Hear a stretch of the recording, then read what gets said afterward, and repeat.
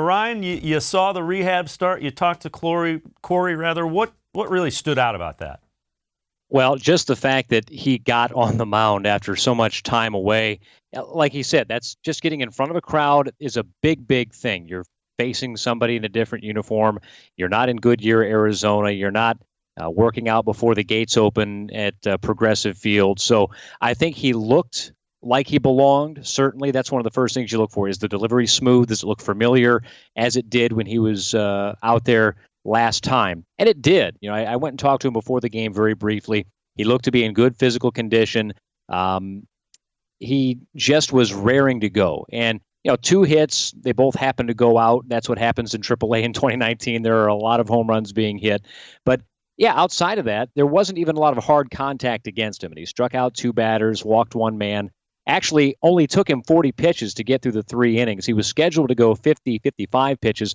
And so he went down to the bullpen after the game, after his outing, rather, and finished out his pitch count before talking with the media. So I think he feels good about that as a first step. Obviously, the velocity is not where it's going to be when he has fully built back up. He was touching 90 miles per hour, living in that upper 80s zone. So I think it was a great first step for him. And now, as the Indians have said, he'll go on to Akron to make his next start. The Clippers are out of town. So it's great for the Indians to have so many affiliates nearby. And the other thing is Corey is a guy, and you know this dealing with guys that are on rehab, he knows exactly what he needs to do to build up, and the fact that he was encouraged is, I would guess, a pretty good sign. Yeah, I don't think there's anybody that knows their body or their process better than Corey Kluber.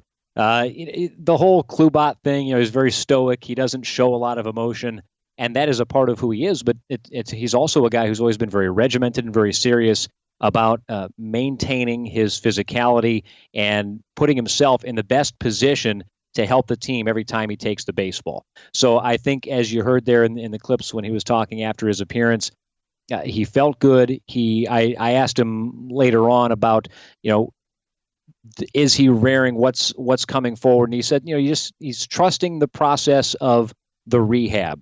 When I asked him basically, would you have liked to go out for another inning to finish out those 50 to 55 pitches?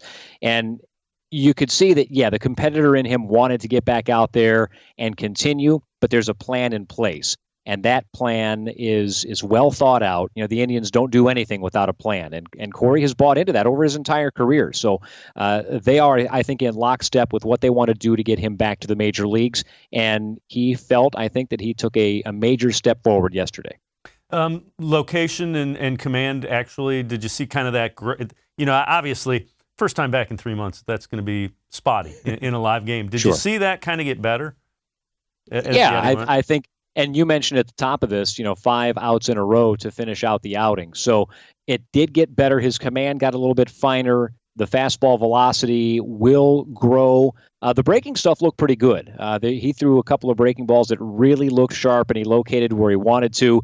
I don't know how many fans out there pay much attention to this, but where the catcher sets up and puts that mitt can tell you a lot about a pitcher's command. Sometimes it's a bit of a dodge, but usually that's where they want the baseball. So if the catcher really has to move from one side of the plate to the other, that's when a guy doesn't have great command. But I think it certainly got better as the game went along, and he never looked like somebody who was trying to find his way. He looked like a guy who was trying to build up and fine-tune.